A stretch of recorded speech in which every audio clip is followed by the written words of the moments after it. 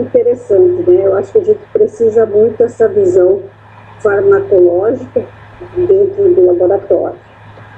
E eu vou ler o currículo da professora, que vocês já devem conhecer, mas foi um prazer ler o seu currículo, professora, eu já estava lendo. A professora graduou em farmácia e em análises clínicas pela Universidade Federal da Paraíba.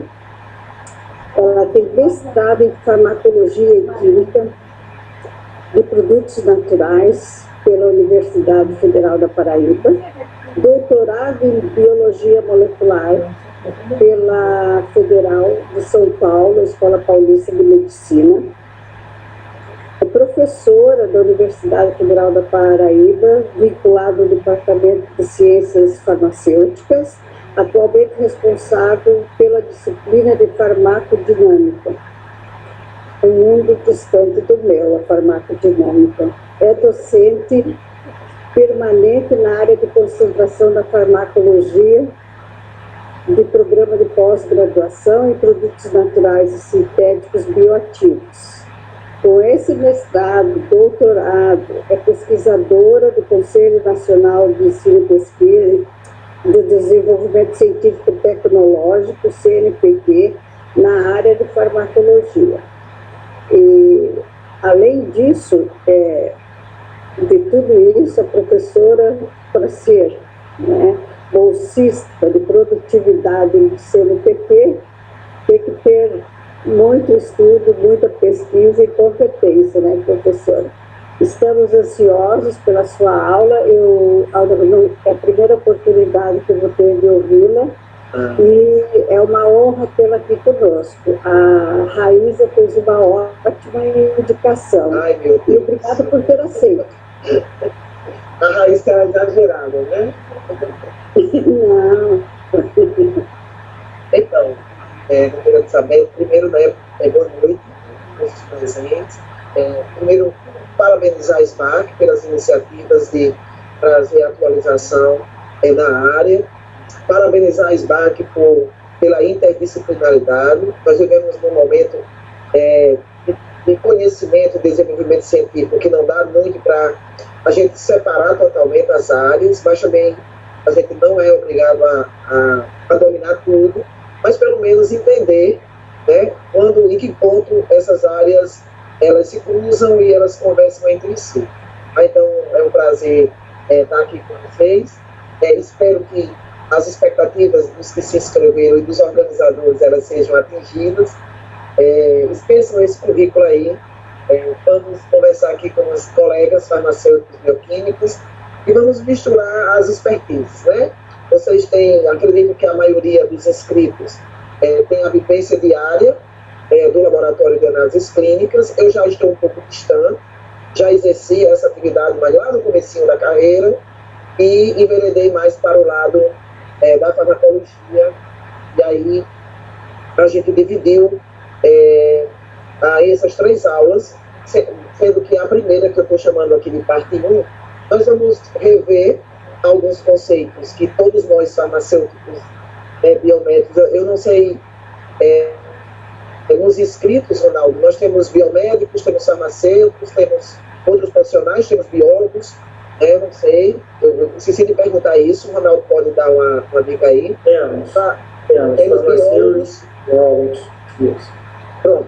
É importante eu saber biomédicos, é importante eu saber isso porque nem todos os profissionais que fazem análises clínicas tiveram a formação de farmacologia e alguns que tiveram também viram isso há muito tempo, e tem algumas coisas que a gente olha hoje com outro olhar, né?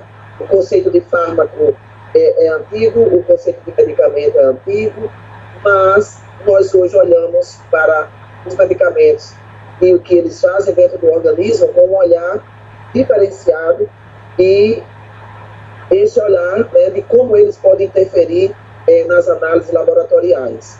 Então, assim, eu espero atrair vocês, trazer informações que façam vocês entenderem por que determinadas coisas acontecem. Para um profissional de nível superior, não basta ele saber que há uma interferência, é preciso que há uma interação, é preciso saber por que a interação aconteceu, por que a interferência aconteceu. Continua-se hoje nas coletas, na parte da coleta de material biológico para os exames, a pergunta se o paciente está tomando algum medicamento. Eu espero que depois desse curso, essa pergunta ela passa a ser mais elaborada, né? Porque às vezes a gente pergunta se está tomando algum medicamento, o paciente diz que tomou e que já acabou o tratamento, e a gente vai ver hoje aqui que mesmo que ele tenha acabado o tratamento, a depender do medicamento, o efeito desse fármaco ainda continua lá, residual, dentro do organismo desse paciente. E daí, vai interferir ou não com o exame, com a análise que eu estou fazendo. A gente vai levar mais ou menos por aí. Sintam-se à vontade. Como eu não vou ficar vendo o chat, podem abrir o microfone e fazer a pergunta. O Ronaldo pode também ficar aí monitorando isso, porque a gente vai conversando ao mesmo tempo, certo? Então vamos deixar as perguntas todas para o final, não, porque aí não tem graça, porque aí vocês vão continuar tendo a dúvida. Então eu vou compartilhar a minha tela aqui com vocês. Espero que dê certo. Ronaldo, eu acho que eu já vou precisar da sua ajuda. Precisa... A senhora está com o arquivo da sua aula aberto? Ou sim. Só clicar nesse botãozinho verde aqui, compartilhar a tela. Certo. E clicar em cima do arquivo que está aberto. Já clica direto. Isso. Já vai compartilhar. Já direto assim, Ronaldo? Já compartilhou. Eu estou vendo aqui, só que a senhora tem que maximizar, tem que colocar a tela cheia.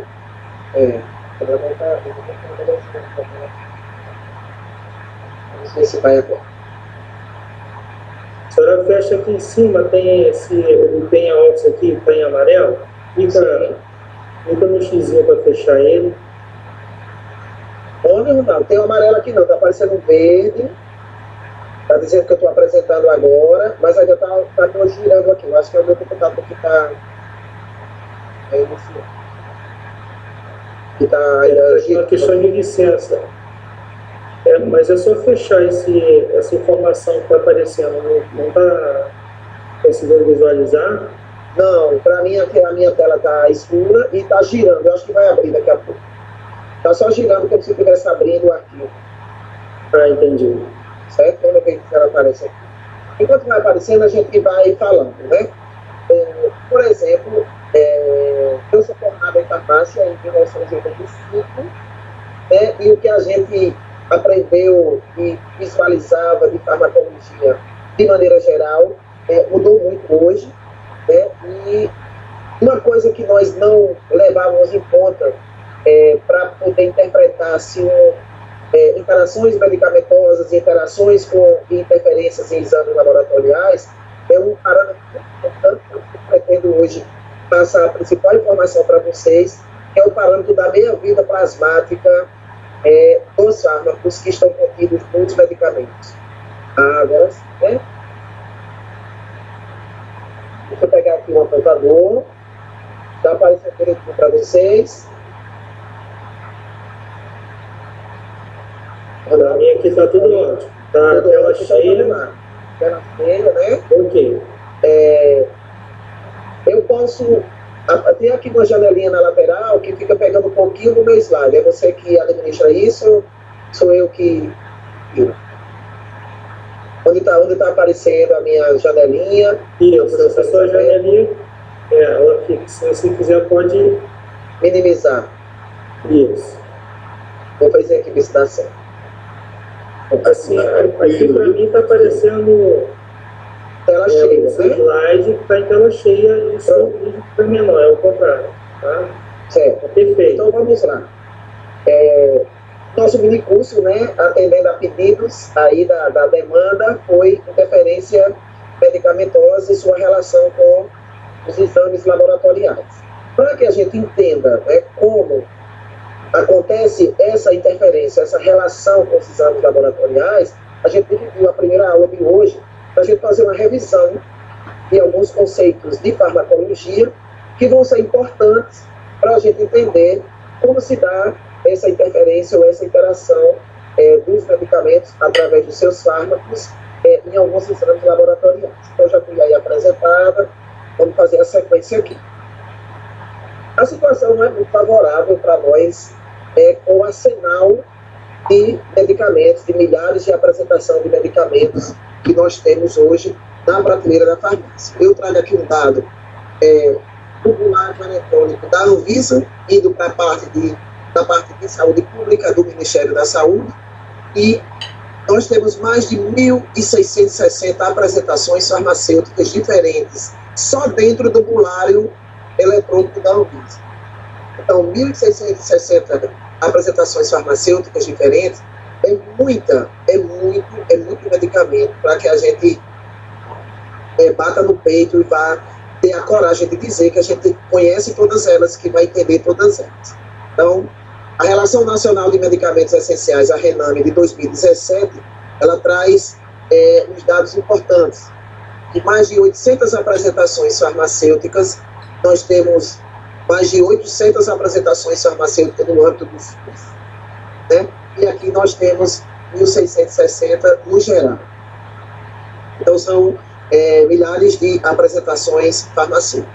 Então, com isso, a probabilidade de interferência de um medicamento com os testes laboratoriais, ela é crescente. Quanto mais apresentações medicamentosas eu tenho na praça, quanto mais fármacos novos são apresentados ao mercado, eu vou aumentando a probabilidade desses testes laboratoriais sofrerem interferência com medicamentos que são utilizados pelos nossos pacientes. Eu trago aqui um dado para vocês, que traz aqui a probabilidade de interferência do medicamento com o teste e o exame laboratorial que nós estamos fazendo, em função do número de medicamentos em uso pelo paciente. Então, nós temos pacientes que vêm ao nosso laboratório, né, sem estar tomando nenhum medicamento. Nós temos pacientes que podem estar tomando um medicamento e nós temos pacientes que podem estar tomando de 4 a 5 ou mais medicamentos. Então, os dados apontam, né, que 7% dos pacientes estão utilizando um tipo de medicamento, que aparece lá para nós como clientela no laboratório, 16,7% está tomando 2 medicamentos, cerca de 67% está tomando 3 medicamentos, e eu tenho,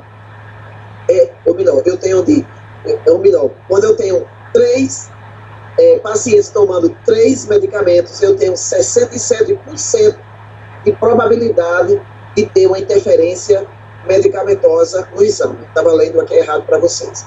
Quando eu tenho um paciente tomando 2 medicamentos, eu tenho cerca de 17% de probabilidade de interferência nos exames laboratoriais. E quando eu tenho um paciente tomando apenas um medicamento, essa probabilidade cai para 7% de possíveis interferências desses medicamentos nos meus exames laboratoriais. Quando eu tenho um paciente, que nós chamamos o paciente de polifarmácia, é aquele paciente que está sob o uso de 5 ou mais medicamentos, nós temos 100% de probabilidade de algum desses medicamentos interferirem nos exames, nos testes laboratoriais. Esse paciente aqui, ele no século XXI, cada vez maior a percentagem desse paciente aqui. Por quê? Porque nós aumentamos a expectativa de vida, né? a expectativa de vida de metade do século XX, que foi o século passado, ela é completamente diferente da expectativa de vida nossa, né, do brasileiro, agora no século XXI.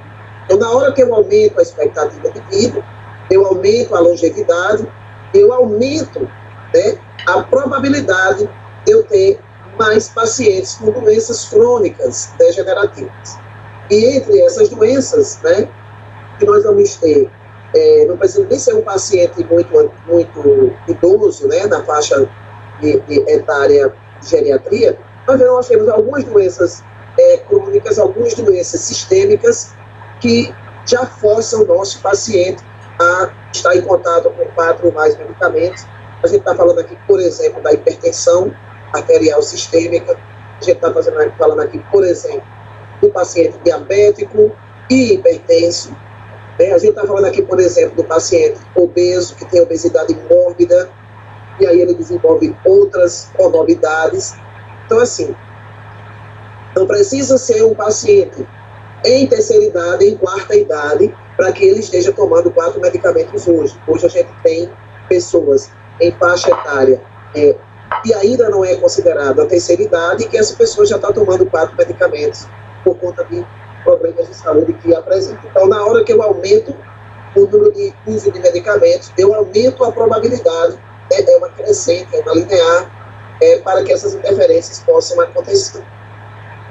Para a gente entender essas interferências, nós dividimos a nossa primeira aula como sendo uma aula em que a gente vai fazer uma revisão e a gente vai revisitar alguns conceitos básicos, alguns princípios básicos de farmacologia, e nós vamos aqui tentar trazer para vocês algumas coisas novas de farmacocinética que, dependendo de que ano a gente se formou, dependendo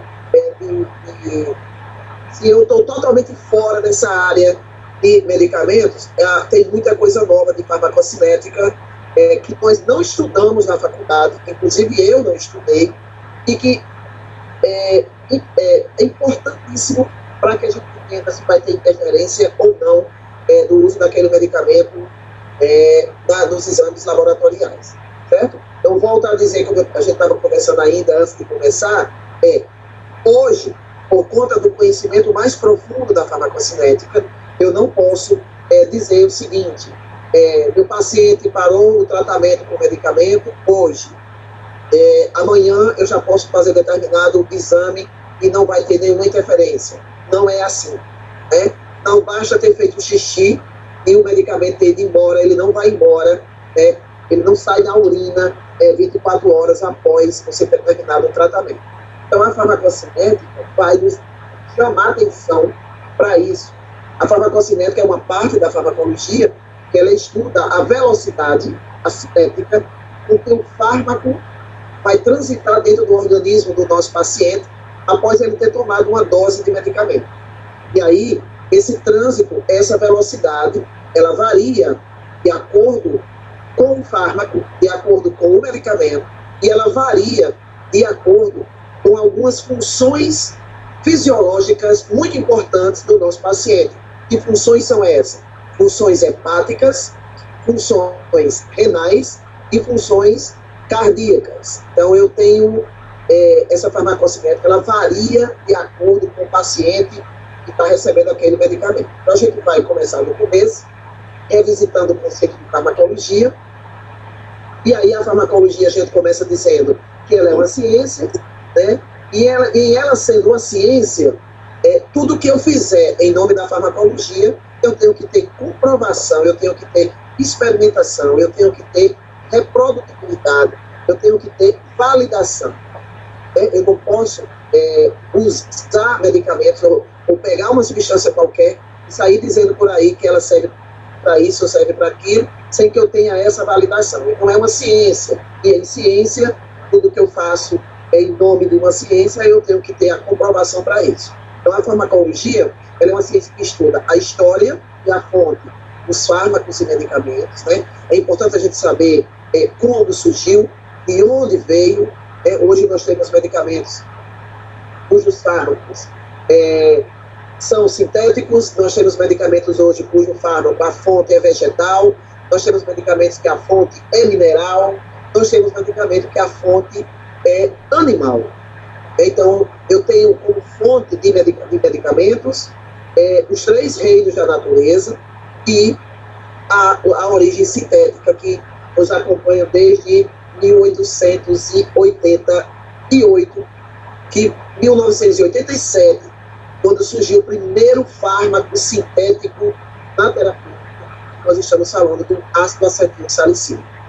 E esse danadinho que surgiu em 1887, esse ácido acetil salicílico, ele interfere em vários exames laboratoriais.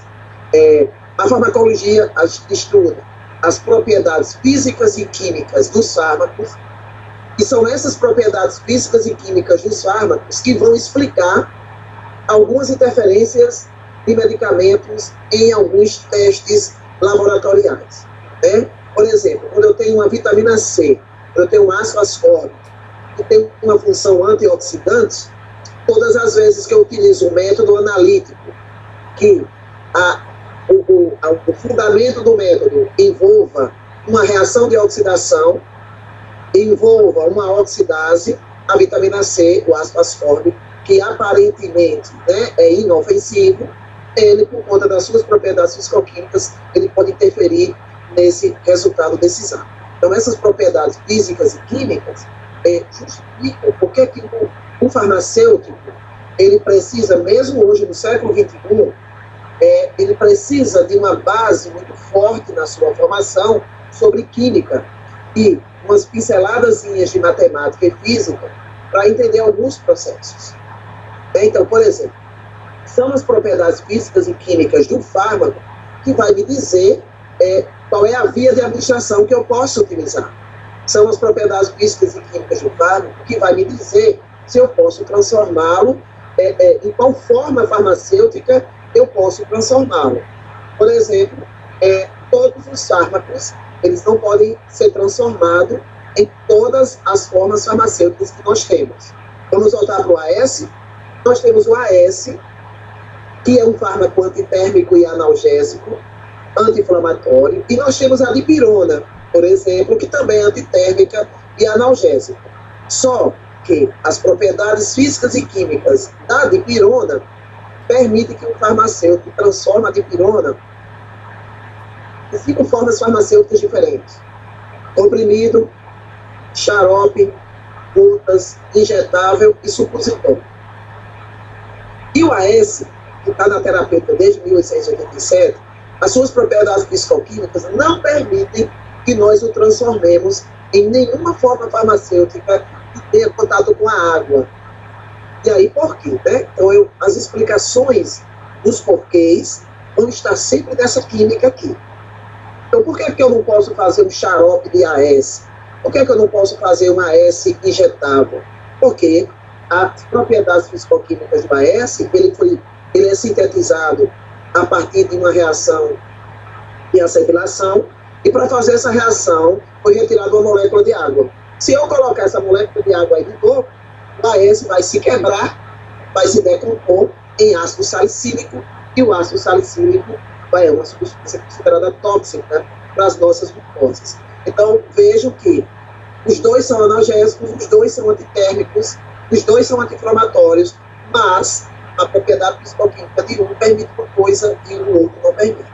São essas propriedades fisicoquímicas também que vão nos dizer onde que eu acondiciono, onde que eu armazeno, né? Os próprios kits que vocês adquirem, né? Os kits, os reagentes, eles também são explicados pelas propriedades fisicoquímicas. Então, tem coisas que eu tenho que proteger da luz, tem coisas que eu tenho que conservar a 4 graus, tem coisas que eu tenho que conservar congelado, tem coisas que eu posso conservar a temperatura ambiente. Então, são essas propriedades fisicoquímicas, tanto dos fármacos quanto dos reagentes, que explicam algumas coisas que às vezes a gente não para pensar, né? Por que determinado medicamento está no vidro âmbar? Né? Por que determinado injetável eu tenho que fazer num equipo que tem uma proteção contra a luz? E assim vai. Tudo isso é estudado dentro dessas propriedades fisicoquímicas. E uma das principais propriedades fisicoquímicas que a gente tem que levar em consideração para que uma substância vá fazer efeito dentro do nosso corpo é a solubilidade. Então, a solubilidade é uma condição sine qua non para que um fármaco venha fazer efeito dentro do nosso corpo. E a farmacologia, ela estuda também quais são os efeitos bioquímicos e fisiológicos, né? Quais são as alterações, quais são as reações bioquímicas e fisiológicas que um determinado fármaco vai fazer dentro do organismo do meu paciente para que apareça aquele determinado efeito. Por exemplo, uma coisa que mudou da época que eu fiz farmacologia, que foi em 1983, para agora, para o mercado, e o agora é final do século XX, ainda não são esses 21 anos agora do século XXI, é que antigamente, e aí Raíssa, a professora doutora Beth, pela experiência delas, elas tiveram a mesma formação que eu. E o que é que a gente estudou de medicamento com relação dentro da farmacologia? A gente estudava o efeito, a indicação terapêutica daquele medicamento. E hoje a gente sabe que não podemos saber só isso. Eu preciso saber qual é o mecanismo de ação que é consequência desses efeitos bioquímicos, dessas reações bioquímicas.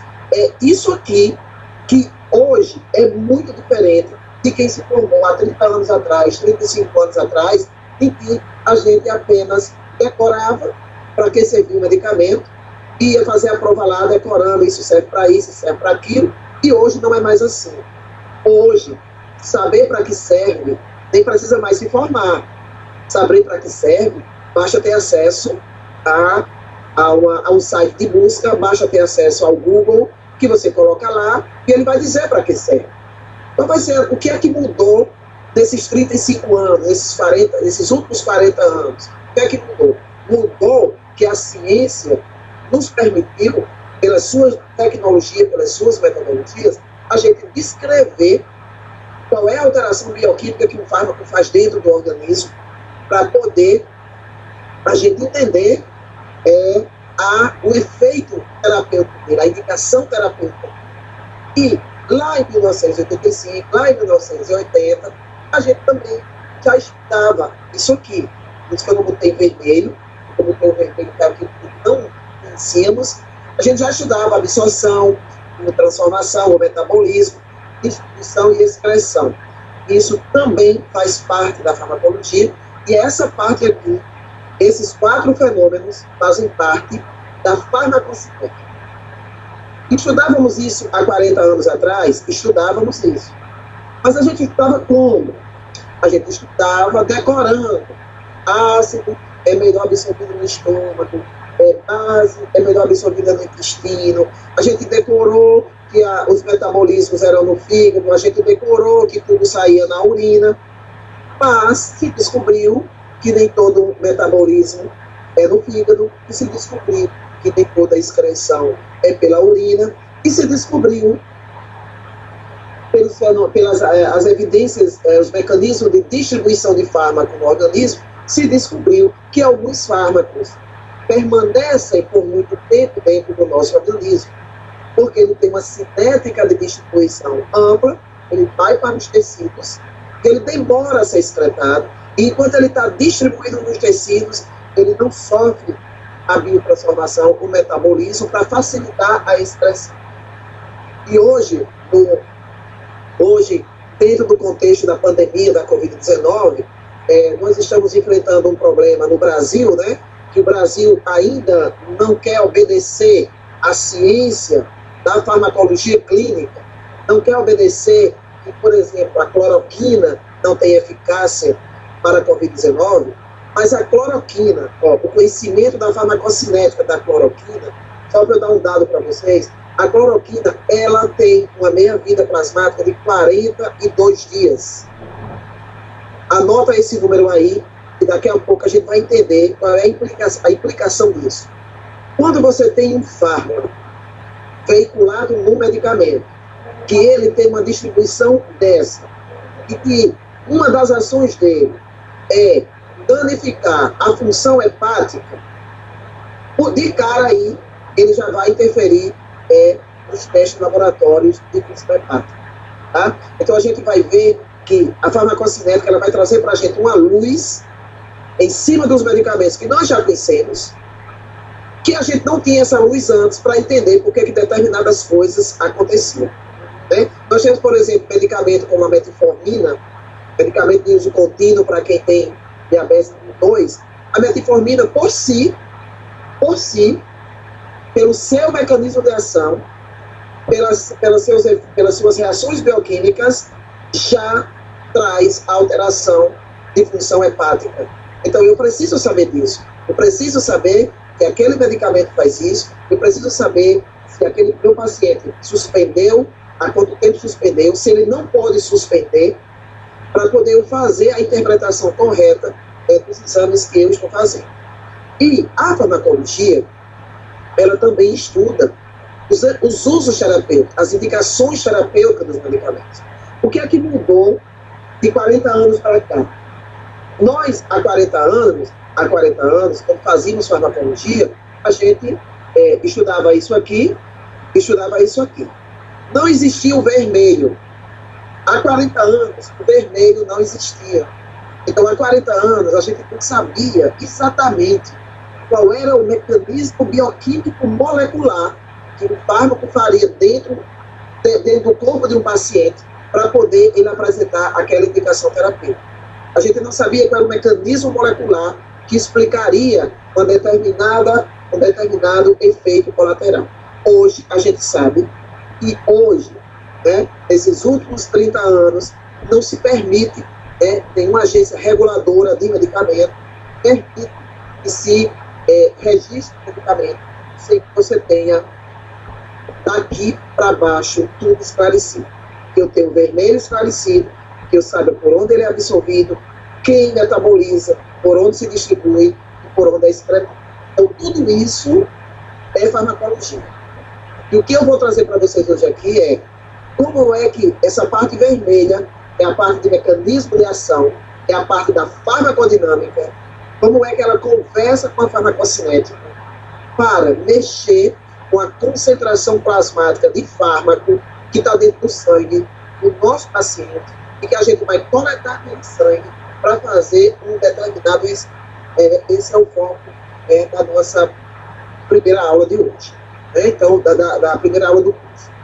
Então, trazendo um conceito mais elaborado do que aquele que a gente tinha há 40 anos, que o fármaco é o princípio ativo do medicamento, o fármaco ele é uma substância química e, portanto, é uma molécula. E onde houver química, eu vou botar na minha cabeça a seguinte informação. Onde houver química, há probabilidade de interação, de reação química entre outras moléculas.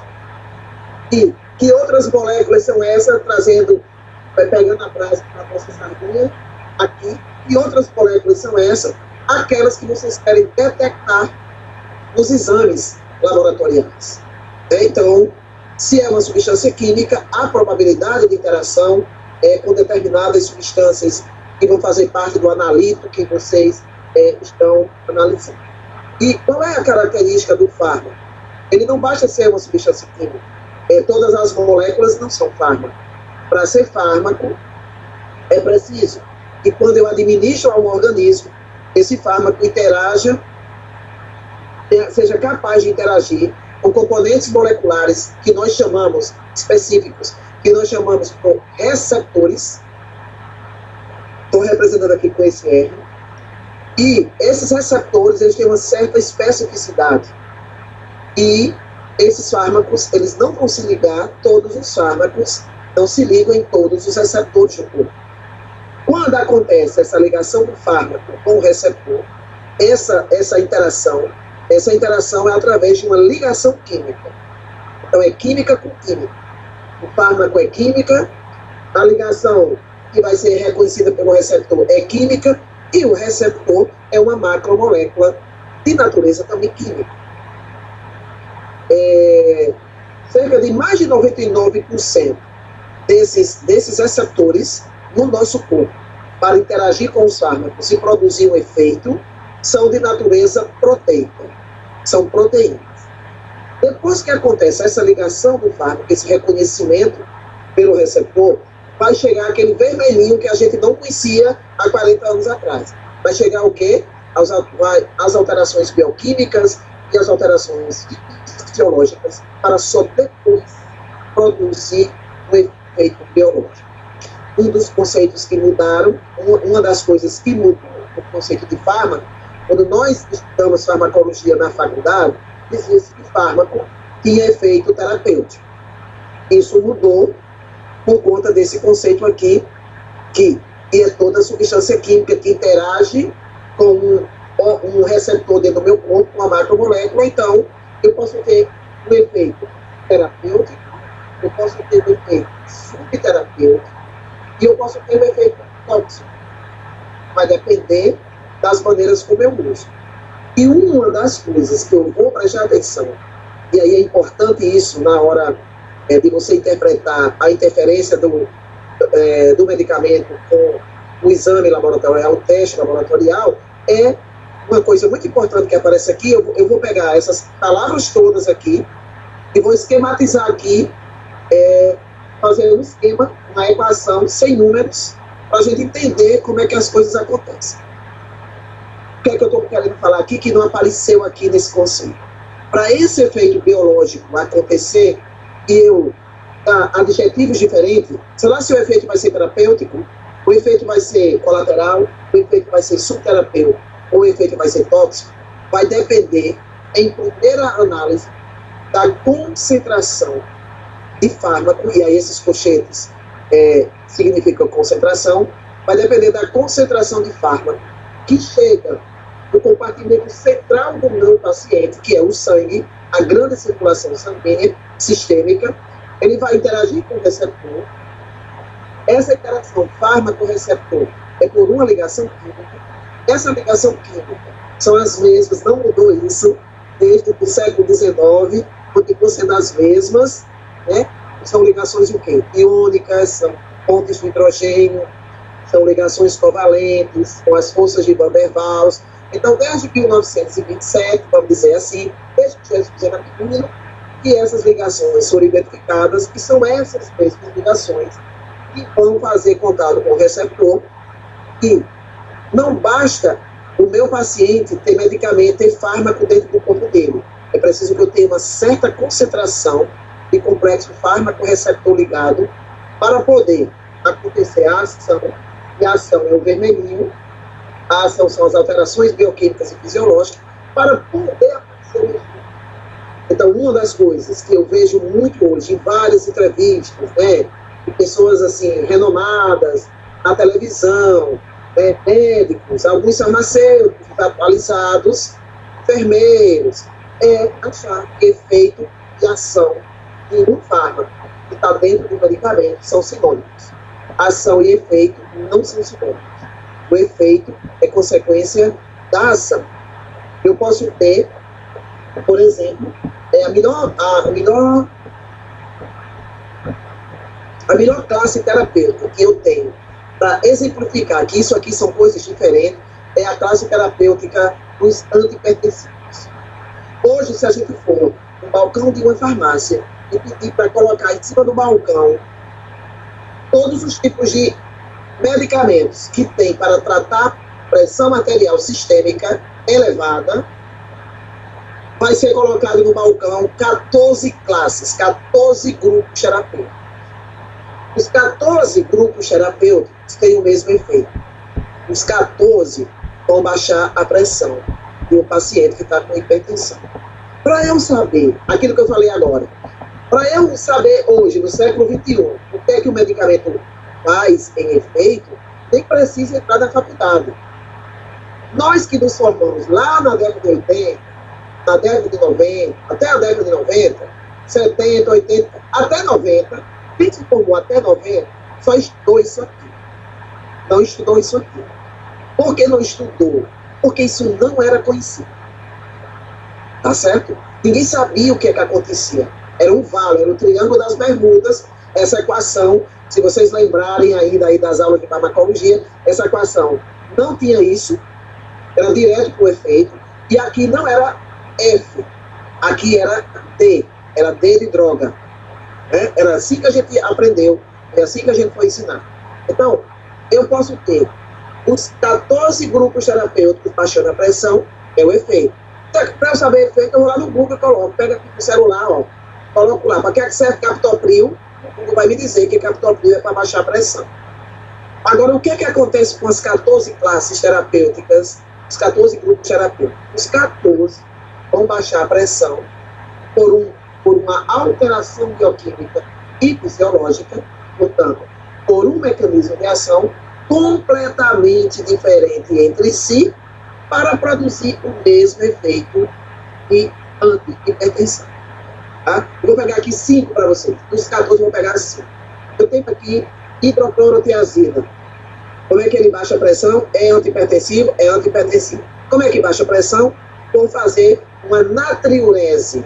Vou fazer uma excreção de sódio na urina, junto com o cloreto, e quando o sódio vai embora, a água vai também. Quando a água vai embora, a volemia diminui. Se a volemia diminui, a minha pressão arterial vai diminuir. Eu tenho o captopril, que vai baixar a pressão. Como é que ele baixa a pressão? Não tem nada a ver com o que eu disse da hidroclorotiazida.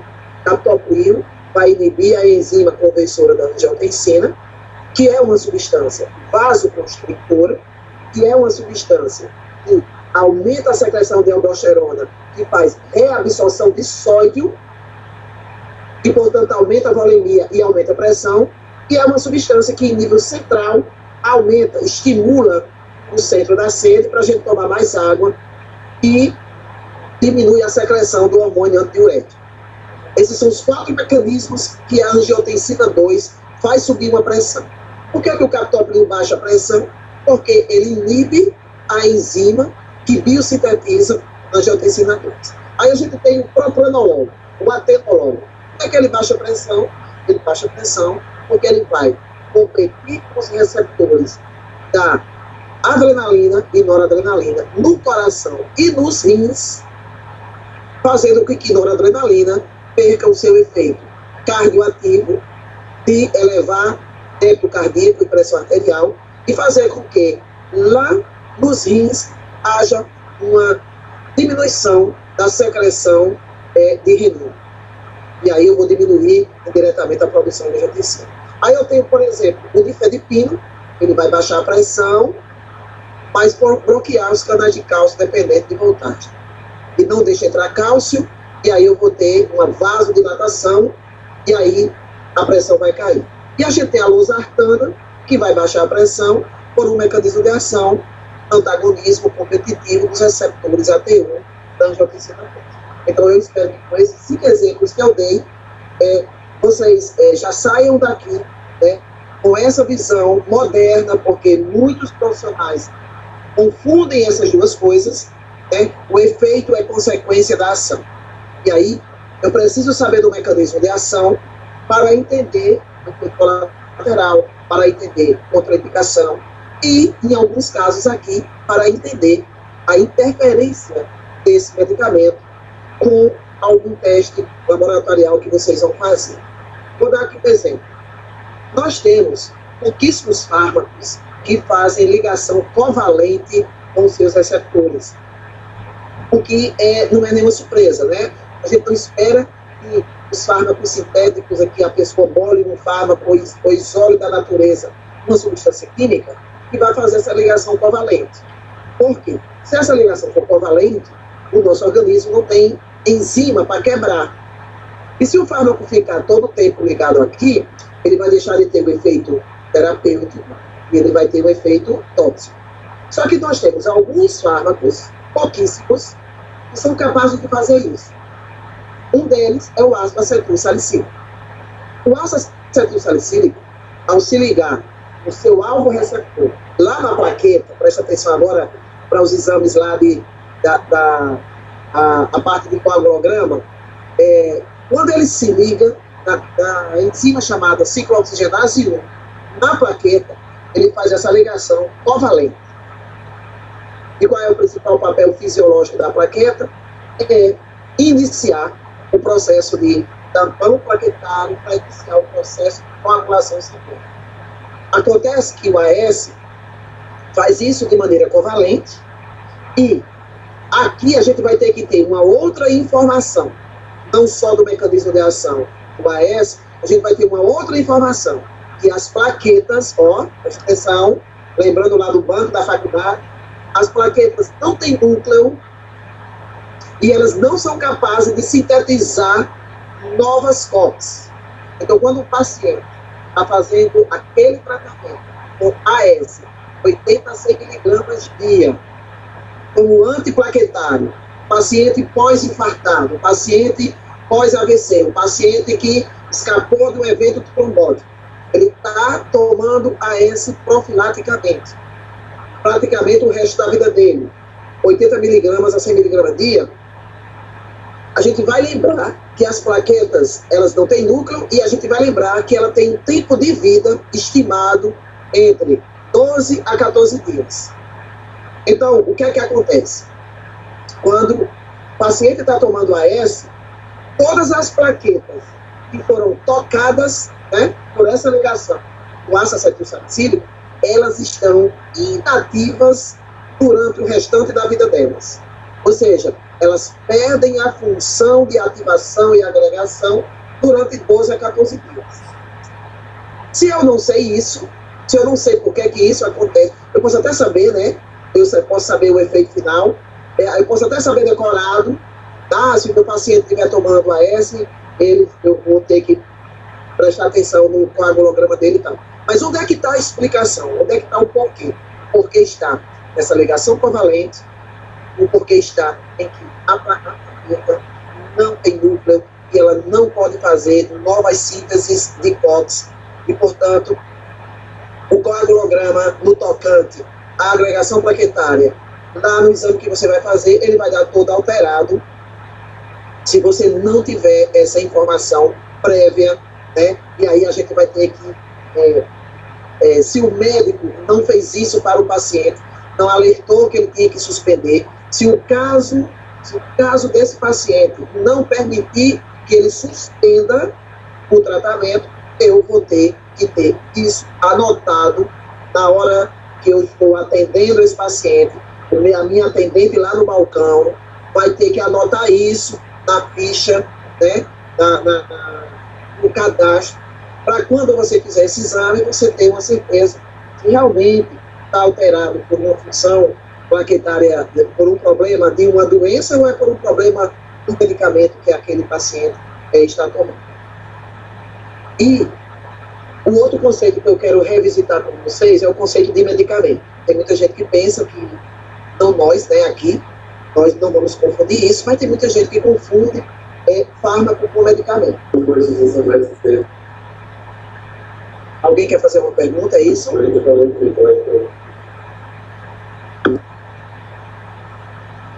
Ronaldo, alguém está fazendo alguma pergunta? Não deu para entender, mas acho que não, doutor. Acho que não, né? Então vamos lá. Nós aqui sabemos que medicamento e fármaco são coisas diferentes, mas, de novo, eu vou puxar a questão da pandemia. Nós estamos vivendo momentos muito difíceis no Brasil com o tratamento da Covid-19 por conta dessa confusão. Olha, uma coisa é o fármaco. O fármaco é a substância pura. Uma coisa é eu pegar um fármaco, substância pura, colocar ele no tubo de ensaio, numa placa de Petri, no pocinho daquele de ELISA, colocar um fármaco lá e colocar a bactéria e colocar um vírus. Isso é uma coisa. A outra coisa é eu pegar este fármaco, transformar em medicamento, porque eu sou obrigado a transformar. Nós, farmacêuticos, precisamos transformar fármaco em medicamento por vários motivos. Mas o principal deles é que nós precisamos garantir posologia. Todo medicamento, todo fármaco tem concentração efetiva muito baixa. É 1 miligrama, 10 miligramas, 5 miligramas. Os hormônios, por exemplo. Os hormônios, a concentração efetiva deles é de micrograma. Você vai pegar a forma de um anticoncepcional e vai ver lá o que é que tem de estrogênio e progesterona, de progestágeno, são concentrações microgramas. Você pega uma digoxina, a concentração, a dose de digoxina no comprimido para tratar um paciente com insuficiência cardíaca é de 0,25 miligramas. Como é que o paciente vai pegar, vai medir 0,25 miligramas? Se ele levasse o pozinho, que é o fármaco puro. O fármaco puro, essa molécula aqui, ela é o fármaco, o AS, são os cristais, o paracetamol é o pozinho, a penicilina é o pozinho. Então, eu preciso transformar fármaco em medicamento para garantir posologia. Eu preciso transformar fármaco em medicamento para garantir absorção adequada, biodisponibilidade adequada. Eu preciso transformar fármaco num medicamento apropriado para ele passar pela via oral, ele conseguir passar ileso, sem nenhuma alteração química, pelo estômago e ele só se desintegrar lá no intestino. Eu preciso transformar fármaco em medicamento para eu adequar o fármaco a uma via de administração do corpo, e eu preciso transformar fármaco em medicamento para aumentar a estabilidade desse medicamento. E aí é muito mais fácil a gente conservar o comprimido de AS do que eu conservar os cristais de AS. Então aqui tem a ver com a estabilidade do medicamento, que vai se refletir lá na bula não, vai se refletir lá no rótulo, lá na primeira embalagem, na segunda embalagem, como prazo de validade. Tá? Então o que é medicamento? O medicamento agora é um produto, eu vou misturar ele, o fármaco, com algumas coisas, é um produto farmacêutico, tecnicamente elaborado, e esse tecnicamente tem uma metodologia que tem que ser validada, que tem que ser reprodutiva. Se eu fizer esse método, se eu produzir um medicamento aqui no Brasil por esse método, por essa técnica, tem que dar o mesmo resultado no Japão, tem que dar o mesmo resultado na Ásia, tem que dar o mesmo resultado nos Estados Unidos. Que resultado eu estou dizendo? Quantos miligramas chega lá dentro, quanto tempo desintegra, quanto tempo vai liberar. Isso se chama que eu tenho uma tecnologia adequada, reprodutiva, validada. Tenho que ter um farmacêutico responsável, isso ainda é um campo exclusivo do farmacêutico, mas o que o medicamento tem de diferente do fármaco? O medicamento tem fármaco ou fármacos associado a outras substâncias que nós chamamos de recipientes, veículos. Se a substância, se a forma medicamentosa for sólida, a gente costuma chamar de recipiente. Se a forma medicamentosa for líquida, a gente chama de veículo. E são essas outras substâncias que vão dar forma, no sentido do estado físico da matéria, líquido, gasoso e sólido, que vão dar esta forma e que vão dar também a forma adequada à região anatômica onde eu tenho que introduzir aquele fármaco. Por exemplo, a gente não vai fazer um supositório na forma de estrela, né? Não dá certo. A gente tem que fazer um supositório em um formato que ele seja acoplado à região anatômica da ampola retal. Se eu quero pegar, vamos pegar dipirona. Dipirona supositório, dipirona sozinha, dipirona sódica é fármaco. A dipirona supositório é medicamento. E aí, a substância, o recipiente que eu usei para fazer o supositório, não vai ser o mesmo recipiente que eu usei para fazer o comprimido de dipirona. E que não vai ser o mesmo recipiente que eu vou utilizar para fazer o injetável de dipirona. Então, esses recipientes determinam, no final das contas, quais são as formas em relação ao estado físico da matéria que eu posso transformar aquele fármaco em medicamento. Quando um médico, um dentista, um enfermeiro, um farmacêutico prescreve um medicamento para um paciente, ele prescreve com uma dessas 4 finalidades. O medicamento ele vai ter uma ação ou profilática, por exemplo, o AS 80, 100 miligramas dia, ele é profilático. Mas se eu pegar a mesma substância, o mesmo fármaco AS, e eu utilizar 500 miligramas 3 vezes ao dia, ele já não é mais profilático de agregação plaquetária. Ele já vai ser paliativo. Ele vai agora tratar sinais e sintomas. Ele vai ser analgésico e antitérmico. Então veja que a mesma substância química, o mesmo fármaco, a depender da dose que eu uso, na forma medicamentosa que eu uso, ele muda de indicação terapêutica. Ele muda de efeito terapêutico. Então eu tenho medicamentos que vão ser curativos, são aqueles que resolvem o problema da doença na sua origem. Os exemplos clássicos aqui são os antimicrobianos.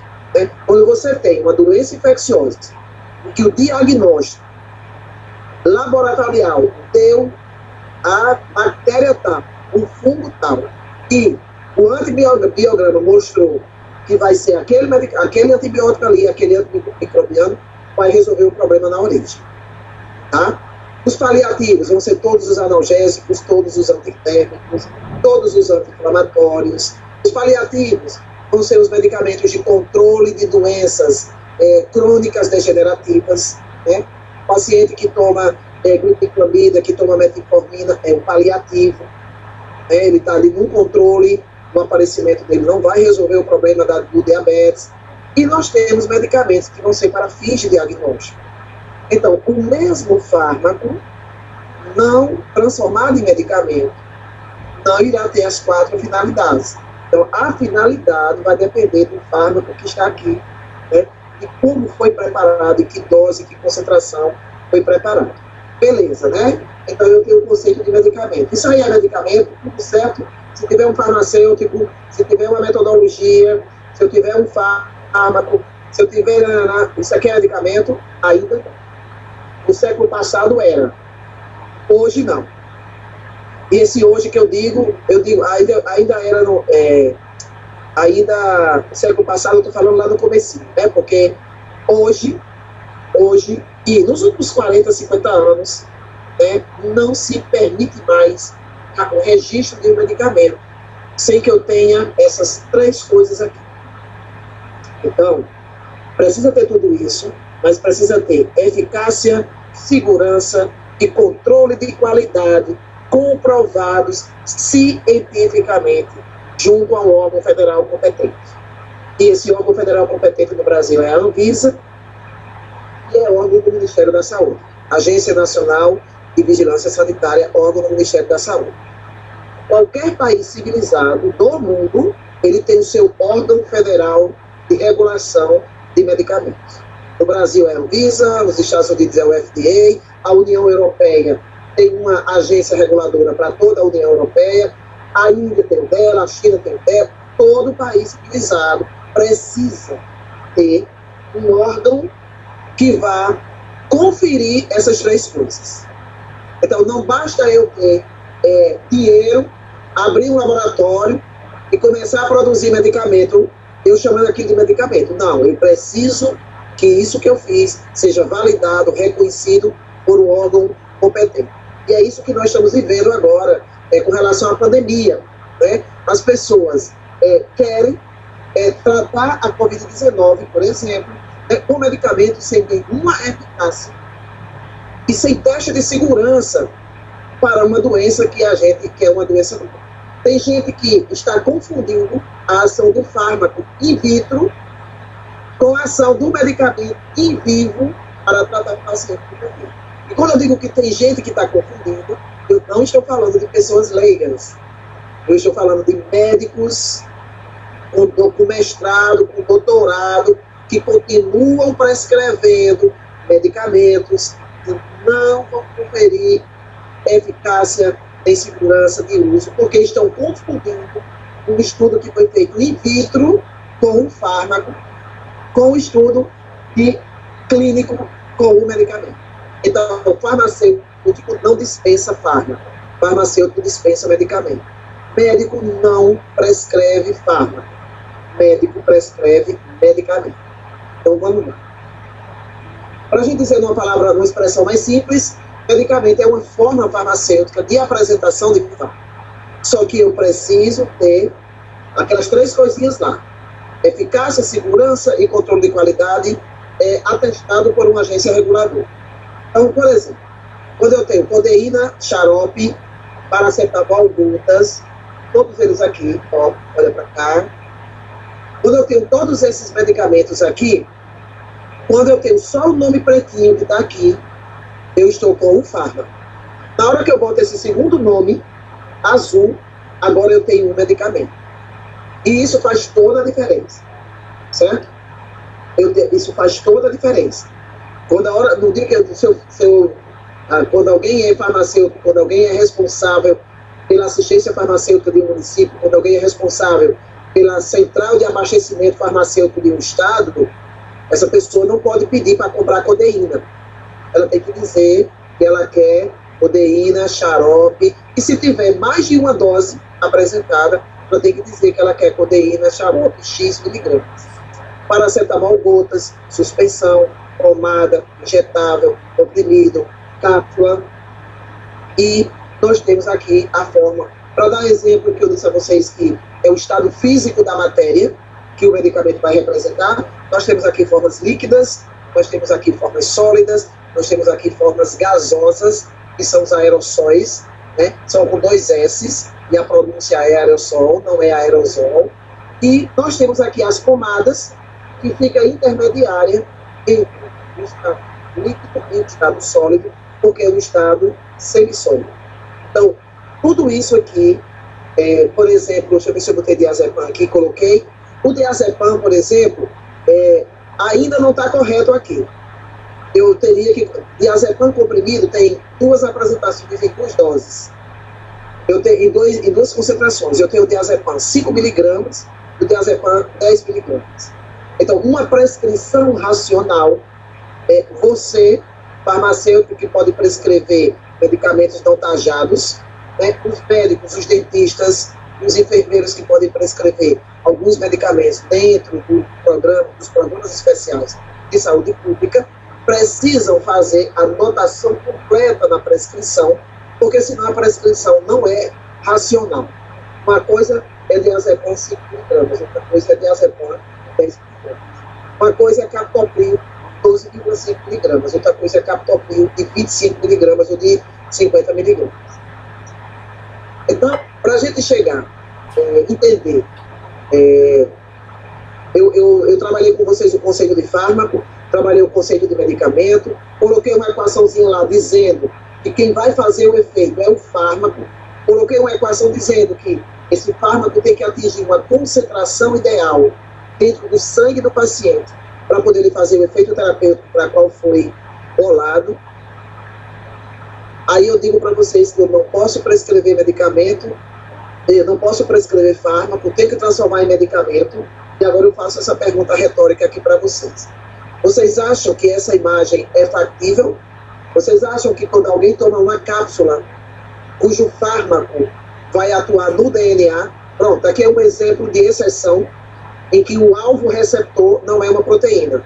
Nós temos fármacos que nós não tínhamos no século passado, hoje nós temos fármacos que vão se ligar no DNA, na estrutura do DNA, consegue atravessar a bicamada lipídica e chega lá no DNA.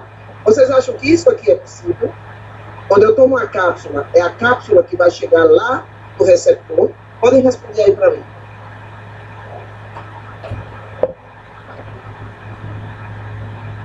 Pode abrir o microfone e falar. Uma pessoa aí, acha que é assim que acontece? Quando eu tomo uma cápsula, quando eu tomo um comprimido, vai acontecer isso? A cápsula vai chegar inteira no sangue e ela vai interagir com o alvo receptor?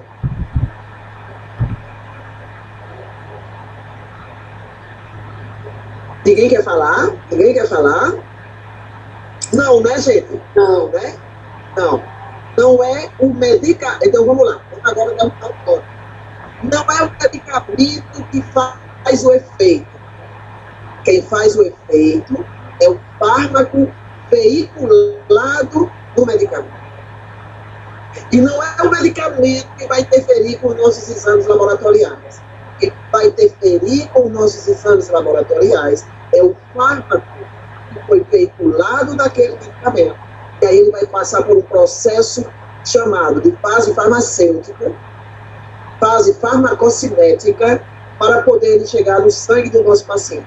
E aí é esse fármaco que vai fazer efeito terapêutico, é esse fármaco que vai interferir com os exames laboratoriais, né? Quando for o caso dos exemplos que nós escolhemos para trazer aqui para vocês. Então, depois dessa conversa, é uma loucura, né? Então, eu não posso administrar fármaco, eu tenho que transformar em medicamento, mas é o fármaco que faz efeito. Então, em algum dado momento, depois que meu paciente toma essa cápsula, vai acontecer alguma coisa para que o fármaco seja liberado dessa cápsula e vá fazer o que tem que fazer. Então, vamos ver como é que isso acontece.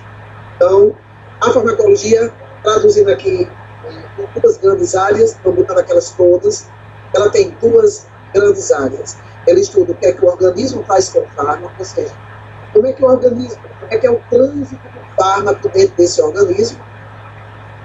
E aí, essa parte da farmacologia que estuda isso é a farmacocinética. E aí, isso aqui é uma maneira bem leiga, né, da gente falar assim, Se a gente fosse olhar para uma pessoa que nunca estudou isso, que nunca teve esse assunto na vida, nunca leu sobre isso, a gente diria que a farmacocinética estuda o que é que o organismo faz com o fármaco. Para a gente dizer aqui para pessoas já graduadas e com especialização, com mestrado, para doutores que tem aqui na minha plateia, a gente vai dizer isso aqui de uma outra maneira, uma maneira mais elegante, uma maneira mais chique e mais empoderada. A gente vai dizer que farmacocinética é a parte da farmacologia que estuda. Quando eu falo em cinética, eu lembro de movimento. Quando eu falo em movimento, eu lembro de velocidade. Então, a gente vai dizer que a farmacocinética é a parte da farmacologia que estuda a velocidade dos fenômenos de absorção, distribuição, metabolismo ou biotransformação e excreção de fármaco. E esta velocidade, anotem aí, esta velocidade, ela tem tudo a ver para a gente definir durante quanto tempo o meu paciente que estava tomando aquele medicamento, ou o meu paciente que chegou lá no atendimento do meu laboratório e avisou que tomou medicamento só até ontem, e ele não está tomando mais medicamento nenhum, é essa farmacocinética que vai nos dizer durante quanto tempo esse fármaco vai continuar interferindo nos resultados laboratoriais. Ou durante quanto tempo esse fármaco vai continuar produzindo algum tipo de efeito terapêutico. É essa farmacocinética que vai dizer. Nós vamos dar aqui alguns exemplos para vocês. A contrapartida, a farmacologia, ela tem sempre a ida e a volta não é pelo mesmo caminho. Então, a gente tem sempre trocadilhos. Na área da farmácia, nós temos muito trocadilho. Todo fármaco é uma droga, mas nem toda droga é um fármaco. Então, a via que vai no conceito não é a via que volta. Todo medicamento é um remédio, mas nem todo remédio é um medicamento, outro trocadilho. E aqui eu vou apresentar um terceiro trocadilho.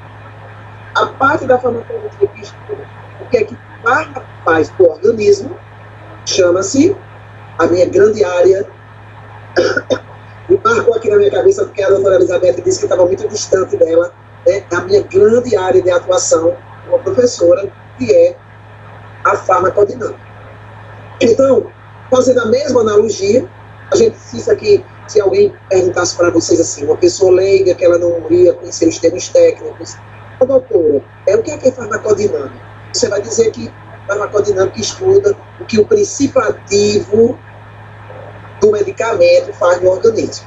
Agora, dizendo de uma maneira doutora, doutora com especialização, tal, o que é que a gente diz que é farmacodinâmica? É a parte da farmacologia que estuda o mecanismo de ação molecular, quais são as alterações bioquímicas e moleculares que aquele fármaco vai fazer no organismo para poder aparecer um efeito terapêutico, ou para eu entender um efeito tóxico, ou para eu entender um efeito colateral. Certo? Acontece que o que é que mudou no século XXI? E na gente do século XX não viu isso. O que é que mudou? Mudou que os pesquisadores descobriram que existe uma correlação entre a farmacocinética e a farmacodinâmica. E essa correlação, ela tem a ver que as cinéticas de metabolismo, de excreção, de distribuição e de absorção irão definir qual é aquela concentração, aqueles cochetinhos, qual é a concentração de fármaco que vai ficar na grande circulação sistêmica do meu paciente. E a farmacodinâmica só começa a partir dali. A farmacodinâmica só começa quando o fármaco, livre no sangue, na concentração ideal, interage com os receptores para produzir efeito. Então, vamos ver como é isso. Quando um paciente nosso começa a fazer um tratamento com o medicamento, e esse tratamento dele é múltiplas doses, não é uma dose só, e a maioria dos tratamentos vai ser desse jeito. Se for doença crônica, o tratamento é contínuo. Digamos que ele começa um tratamento, a partir do momento da primeira dose que ele toma, essa concentração de fármaco, ela não chega no ideal para produzir efeito, não. Ela vai levar um tempo, eu vou explicar para vocês que tempo é esse, para poder ela atingir uma concentração, que a gente chama de concentração estacionária, que é uma concentração de equilíbrio entre o que tem no sangue, e o que está distribuído pelo organismo. A parte que está no sangue é a parte que está biodisponível para produzir o efeito terapêutico. E a parte que está no sangue é a parte que vai provavelmente interferir, né, com os exames laboratoriais. Tem uns que vão interferir também depois que saiu do sangue, vão interferir lá na urina. Né? Mas o que eu quero dizer para vocês é que essa concentração estacionária de equilíbrio, ela não é conseguida na primeira dose de tratamento, no primeiro dia de tratamento. Ela só é conseguida, esse equilíbrio só é conseguido após 4 a 6 meias vidas plasmáticas desse fármaco. Então, a gente vai falar daqui a pouco. Antes disso, eu quero falar de quais são esses fenômenos da farmacocinética. Então, absorção, distribuição, metabolismo e excreção. Esses fenômenos dependem do funcionamento adequado de alguns sistemas do nosso corpo. Né?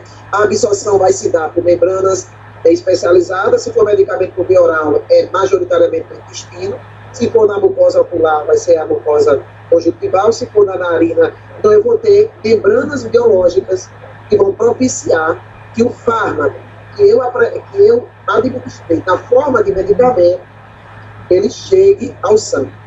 Só que antes dele chegar nessa absorção, ele tem que, vamos lá, se a forma for sólida, por via oral, o exemplo que eu dei lá da cápsula, antes dessa fase farmacocinética, vai ter uma fase farmacêutica.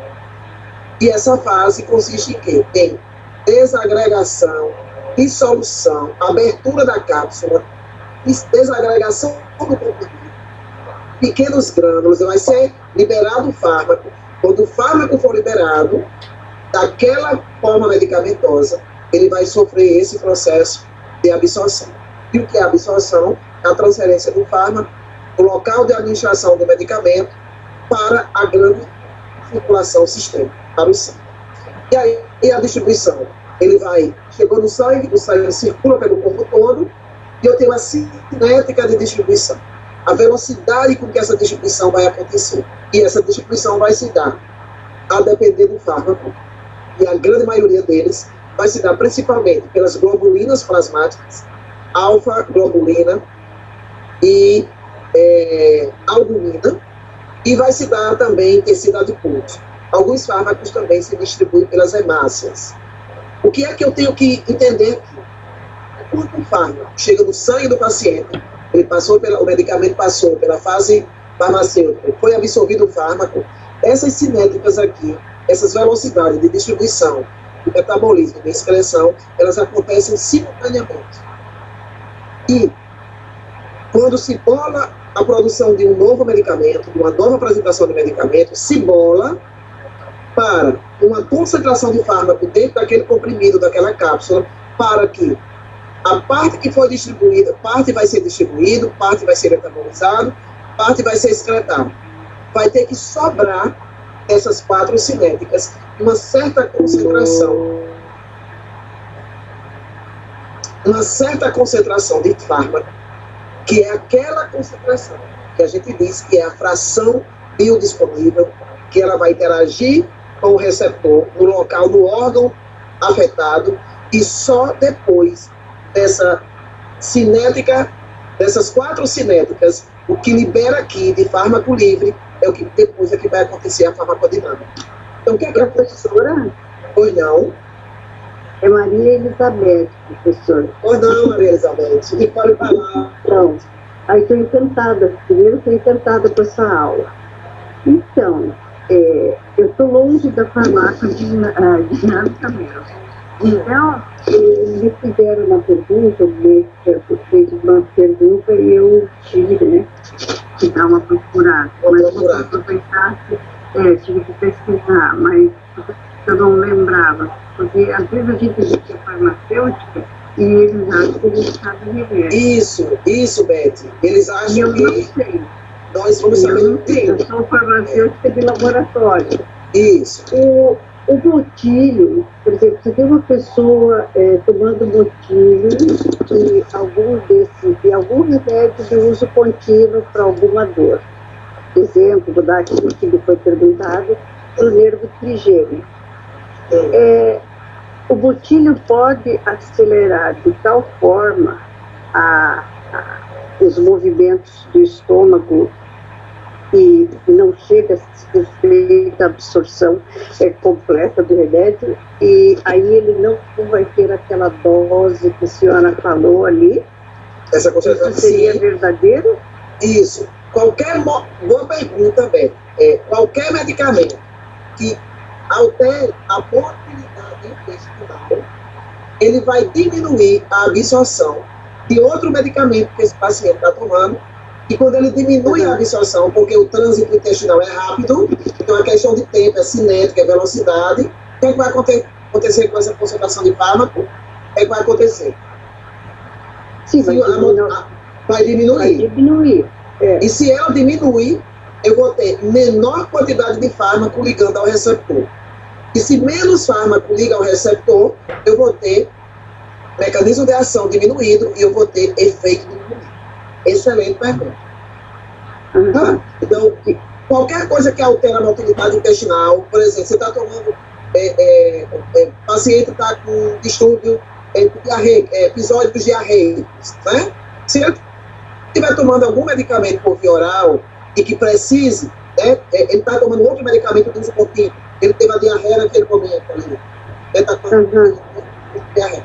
Aquele medicamento de uso contínuo vai ter efeito. Por isso, pelo que eu estou explicando aqui.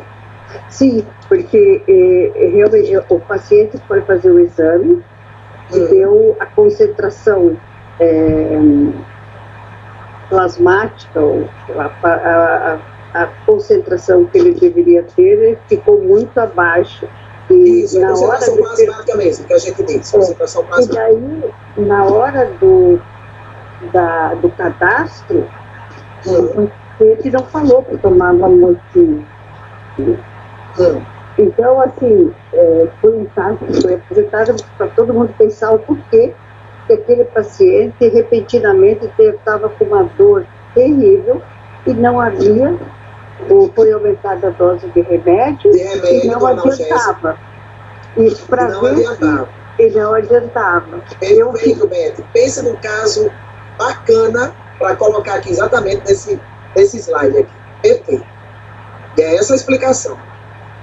Então, é verdadeiro. Não adianta aumentar a dose de remédio. Precisaria aumentar a dose do analgésico para poder ele se manter com as concentrações plasmáticas, que é essa que eu estou botando aqui, ideais para produzir o efeito que produzia antes. Então, isso se chama ajuste posológico. Né? Então, para fazer o ajuste posológico, pronto, o que é que faltou aí? A gente vai trabalhar, na aula de amanhã, a gente vai falar na etapa de coleta de informações, né? O que acontece é que a maneira como as informações são coletadas lá no princípio do paciente, vocês vão ter que mudar a abordagem, vão ter que mudar o tipo de pergunta, né? Amanhã eu vou dar uns exemplos para vocês, que a gente pergunta se está tomando algum documento, aí ele diz que não está, né? Aí eles não consideram, por exemplo, que o comprimido de hidróxido de alumínio, né, que o sal de fruta não é medicamento, eles não consideram. Né? E isso afeta muita coisa. Afeta principalmente a absorção. Né? Então, nada, Beth, a gente está aqui justamente para trazer esses casos, né? Quando vocês fazem dosagens laboratoriais de concentração plasmática de fármaco, né? Nós já estamos avançando por isso não tinha muito no século passado, né? Isso não tinha muito até a década de 90, você está monitorando o tratamento de um paciente pela dosagem laboratorial da concentração plasmática de fármaco. Né? Hoje a gente tem isso para várias doenças. Né? Isso, se ele estiver tomando qualquer medicamento que interfira no processo absortivo intestino, vai afetar né? Talvez o médico ele vai piorar do quadro. Sabe onde é que acontece outra coisa? Pacientes com epilepsia, né? Paciente com epilepsia, se essa concentração de fármaco antiepilético cair, diminuir no sangue dele, inevitavelmente vai precipitar uma crise convulsiva. E muitas vezes esse paciente está tomando esse medicamento de uso contínuo, mas ele precisou tomar um outro medicamento, ou algum alimento, alguma coisa que interferiu e essa informação não chegou para o médico, e essa informação não chegou para os bioquímicos lá no laboratório. Então, é isso aqui. As coisas... Vamos pegar aqui. Esse exemplo que Beth deu traz uma alteração em nível de absorção. Vamos entender aqui a alteração em nível de distribuição. Eu falei para vocês que os dois principais locais que um fármaco se liga são as proteínas plasmáticas, albumina e alfa-globulina, e o tecido adiposo. Se você pegar a cinética de distribuição de um medicamento que se liga nesses dois lugares, para um paciente que, por exemplo, está desnutrido, eu tenho um paciente com desnutrição grave, não vou falar nem de nutrição grave, vou falar em paciente de índice de massa corporal muito baixo, abaixo do que se chama de normalidade. Se esse fármaco se ligava 95% à albumina, e esse paciente agora está nos níveis baixos de albumina, níveis baixos de tecido adiposo, porque ele está no grau de desnutrição, o que é que vai acontecer com essa concentração de fármaco aqui? Vai ser o oposto agora. Essa concentração de fármaco vai aumentar. E se o médico não faz o ajuste posológico para aquele paciente, esse de massa corporal baixa, para aquele paciente que está desnutrido, o que é que vai acontecer? Como essa setinha aqui vai subir, eu vou ter muito fármaco ligado ao receptor, e aí quando eu tenho um aumento de fármaco ligado ao receptor, esse efeito, ele deixa de ser terapêutico, ele passa a ser efeito tóxico. Certo? Metabolismo. O metabolismo, ele é feito via biotransformação, né, principalmente pelo fígado, mas acontece em fármaco que é biotransformado no sangue, tem fármaco que é biotransformado no pulmão, tem fármaco que é biotransformado no intestino. Né? Não é só o fígado que biotransforma, mas continua valendo aquilo que a gente aprendeu na faculdade. O órgão de maior capacidade de metabolismo no nosso organismo é o fígado. E lá eu vou ter enzimas, né? É que eu vou lembrar que metabolismo é feito por enzimas. Então preste atenção lá para os exames laboratoriais. Quando vocês têm fármacos que pela própria natureza bioquímica dele, eles causam disfunção hepática, vocês precisam saber dessa informação, porque quando vocês forem medir, né, as enzimas que vão sinalizar função hepática, vocês precisam saber se aquele paciente, se aquilo ali, né, pode ser por medicamento, ver quanto tempo ele está tomando, ou se aquilo ali realmente é que o paciente tem uma doença de base que está levando à disfunção hepática dele. Um medicamento corriqueiro que causa disfunção hepática, que ninguém se lembra, assim, eu não vejo na prática os médicos pedindo para os seus pacientes fazerem avaliação laboratorial a cada 3 meses ou 6 meses, por exemplo, a metformina. A metformina causa disfunção hepática e quase ninguém vê essa recomendação para fazer isso. Aqui outra coisa importante de metabolismo. Quando vocês estão colhendo sangue, né, vão fazer o exame de um paciente que ele tem cirrose hepática ou hepatite, esse fígado dele está com a capacidade, está com a cinética de metabolismo diminuída. E aí, se ele está com a cinética de metabolismo diminuída, ele vai aumentar. Se ele estiver tomando medicamentos que são metabolizados no fígado, eu vou ter um aumento da concentração do fármaco no sangue. Qual é a lógica? Todas as vezes que a concentração de fármaco no sangue sobe para além daquela necessária para o efeito terapêutico, eu levo o paciente para o risco de toxicidade.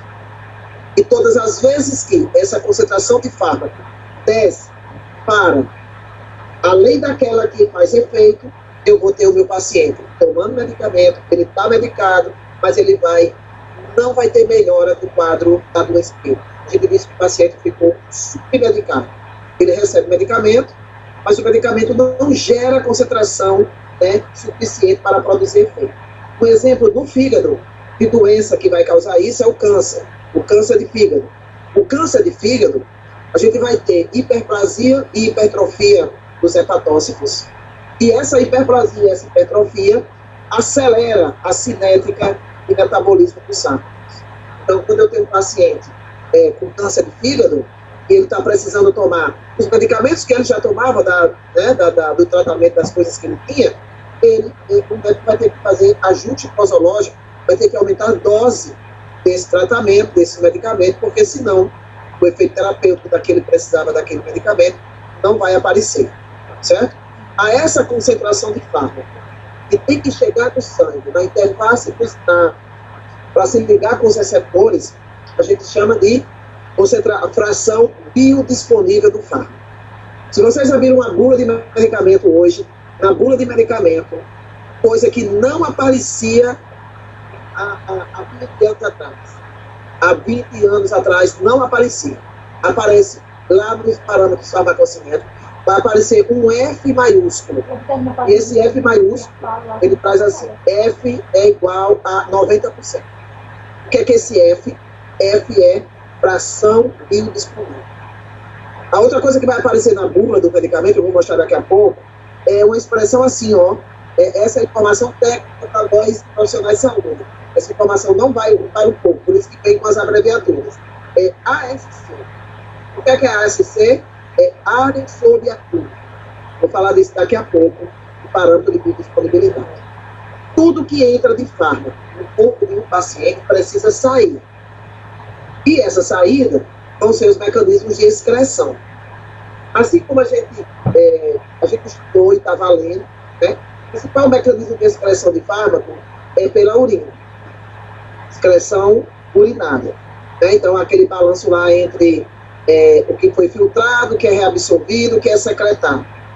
Mas nós excretamos fármacos por outros órgãos e por outros líquidos. Né? Então, preste atenção aqui agora, que é importante para os testes de doping, por exemplo. A farmacocinética é uma área que cresceu muito, tanto para a interpretação clínica, quanto para o doping, teste de doping, e quanto para a gente entender essas relações, essas interferências com os exames laboratoriais. Olha aqui como é que acontece. Eu posso excretar fármaco pela lágrima, pelo suor, pela saliva, pelo cabelo, pelo leite materno. Então, aquela história que tudo sai na urina, não é assim. Não é 100% verdade. Assim, tudo não só sai na urina. Eu posso ter excreção de fármacos em vários líquidos e em várias partes do corpo. Né? E é com essa informação de farmacocinética, com essas informações de cinética, o quanto tempo leva para distribuir, quanto tempo leva para absorver, o quanto tempo leva para biotransformar, e quanto tempo leva para excretar, é baseado nesses estudos que os colegas que são especialistas em teste de doping, colegas que são especialistas em coleta de amostra de atletas, para saber se eles estão fazendo uso de fármacos ou drogas que são proibidas do doping, precisa saber dessas informações de farmacocinética. Vou dizer uma coisa que é utilizada pelos atletas e que, por conta disso, quando foi descoberto, essa substância passou a ser proibida no doping. E ela não tem nada a ver com performance de atleta. Eu estou falando da furosemida. A furosemida é proibida no doping. Está listada nos fármacos que são proibidos pelos atletas de alta performance em campeonatos oficiais. E a furosemida, ela não aumenta a massa muscular, ela não aumenta a energia, ela não faz nada disso. O que é que ela faz? A furosemida simplesmente é um fármaco que faz a maior formação de urina. O que é que os atletas fazem? Os atletas de má fé, né, burlando a norma, o que é que eles faziam? Eles tomavam a droga proibida e tomavam junto furosemida. E aí a furosemida, conforme uma quantidade de urina muito grande, a furosemida diluía, tudo é uma questão de concentração. Concentração, é a palavra de ordem. Farmacêutico, biomédico, biólogo, médico, analista, qualquer um analista não sobrevive sem entender o que são esses colchetes. Aí o que é que acontecia? A furosemida diluía a substância proibida que dava performance, e aí quando se coletava a urina daquele atleta para fazer o teste de doping dava negativo. Então, depois que se descobriu essa manobra, a furosemida passou a ser droga proibida do doping. A única coisa, para os atletas, a única coisa que ela alteraria para um atleta, que afetaria, são nos esportes de luta que tem limite de peso. Né? Como ela é um diurético muito potente, momentaneamente ela faz você perder 100 ou 200 gramas, né, lá naquela balança, né, que aquele atleta fica lutando para manter aquela faixa de peso. Então ela altera para as lutas, para os esportes de luta que tem o critério de peso, ela altera realmente, né, porque seria um falso negativo. Né? Os diuréticos não diminuem gordura. Você vai perder o peso momentaneamente por conta que você perdeu muito líquido. É a mesma coisa quando a gente tem uma diarreia muito forte, a gente chega perto da desidratação, a gente perde peso só momentaneamente. O peso que a gente perdeu ali não foi a gordura, foi líquido que foi embora. Então tem essas nuances, né? Quando se descobriu os métodos e como dosar essas substâncias em laboratórios analíticos, a farmacocinética, ela teve um boom que a gente não tinha esse boom dela, né, há 40 anos atrás. Então, o perfil farmacocinético do fármaco, ele é estabelecido através de análises dos seguintes parâmetros. Né? Como é que eu vou determinar essas cinéticas todas? Né? Então, existem ordens, a ordem cinética, que é aquela história, se obedece a uma cinética de primeira ordem, de ordem zero. Se um especialista, se um analista que trabalha em laboratórios específicos de doping, ou então vocês mesmos, que dosam concentrações de fármaco no sangue do paciente para monitorar tratamento, para monitorar mudanças posológicas, é preciso saber algumas coisas importantes, né? Em que tempo vai acontecer a absorção, em que tempo vai sair do sangue, e isso tem a ver com essas ordens cinéticas. Né? Por onde é absorvido, quanto é absorvido, essas informações estão nas informações técnicas dos fármacos. Biodisponibilidade. A biodisponibilidade parece um sinônimo de absorção, mas não é. A absorção é você transferir, o processo que o organismo faz de transferir o fármaco do local de administração do medicamento para ele chegar na corrente sanguínea. Então, só estar na corrente sanguínea é absorção. Biodisponibilidade é o mais complexo. Tem que chegar ao sangue, ou seja, tem que ser absorvido, mas tem que chegar na concentração certa e na velocidade correta. Então, a biodisponibilidade é um parâmetro mais robusto de você fazer essas dosagens, de você ver se há a possibilidade de ter essas interferências. Antes do advento dos medicamentos genéricos, que a lei do genérico é de 1999, e o primeiro medicamento genérico surge no Brasil no ano de 2000, então eu estou certa quando eu estou dizendo que no século passado não se estudava isso. Nós nunca estudamos isso aqui, nenhum de nós estudamos isso aqui, quem se formou antes de 1996. Esse parâmetro de biodisponibilidade, ele surge depois dos adventos das técnicas, dos métodos que a gente tem para medir essas concentrações de fármaco nesses mais variados líquidos biológicos, nessas mais variadas amostras. Então, isso aqui é depois do advento de técnicas como HPLC, de técnicas como ressonância magnética nuclear, né? Então, cromatografia gasosa, técnicas, os vários outros métodos de cromatografia, quando a gente pode quantificar, pode dosar esse fármaco no sangue. E o parâmetro que é determinado de perfil farmacocinético de um fármaco, um deles é a meia-vida biológica. Eu botei essa vermelha, porque é essa que eu vou levar em consideração para vocês entenderem as principais coisas com relação à interação de fármaco com os exames laboratoriais. É o tempo de meia-vida. Lembra que eu disse que a cloroquina tinha 42 horas, 42 dias de meia-vida plasmática. Né? Então, concentração plasmática, distribuição, tem como medir isso na prática, e biotransformações. Eu também botei aqui em vermelho, porque a biotransformação, a depender da substância que se forma, é o metabólico que vai interagir com o exame laboratorial e não o fármaco.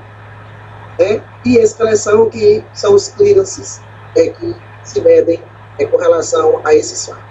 Então, aqui o conceito de disponibilidade, então, ele mede a velocidade e a extensão com que o fármaco é absorvido. E essa biodisponibilidade é aquela concentração de fármaco livre no sangue que vai interagir com a biofase dos receptores. Então, quando eu administro o medicamento ao paciente, né, esse medicamento vai passar pela fase farmacêutica se ele for sólido. Se ele for líquido, ele não tem fase farmacêutica, ele já vai ser absorvido, e aí existem alguns lugares dessa absorção.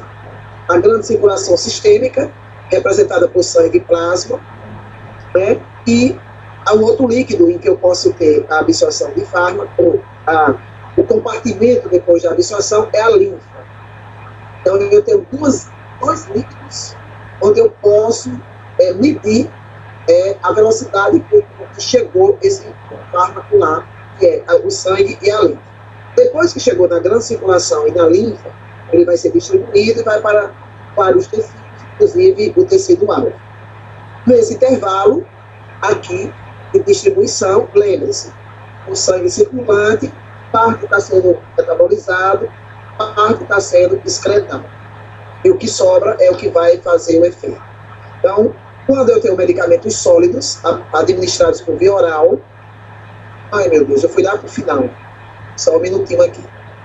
Eu me emocionei aqui, achando que... Deixa eu dar uma pulada aqui. Eu fui lá para o final. Todas as 3 aulas estão aqui. Desculpem aí. A gente já está terminando a aula de hoje. Vai dar tempo para eu chegar lá. Toda vez que eu tenho um medicamento sólido e que eu administro por via oral... Aí, vamos ver se ele volta aqui. Pronto, agora vai ser aquele segundinho lá.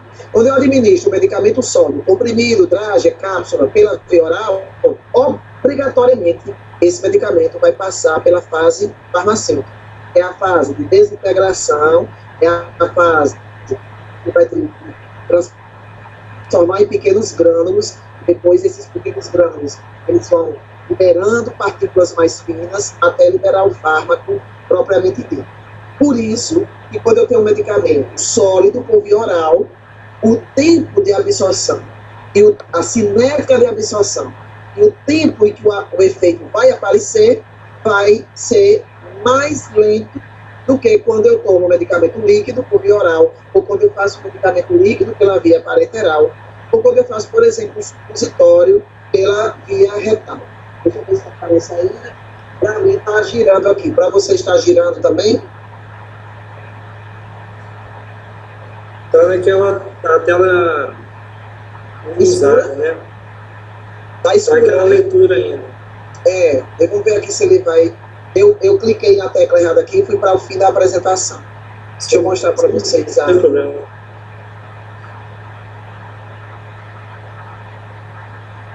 Então, a questão tem tempo para você fazer uma conclusão se vai ter interferência ou não, ela é muito importante, né? E às vezes, pronto, chegou aí, deixa eu voltar lá para onde eu quero. Eu quero chegar aqui, ó. Quando eu tenho um medicamento de forma sólida, formar pequenos grânulos, desagregar e formar essas partículas finas. Essa velocidade vai depender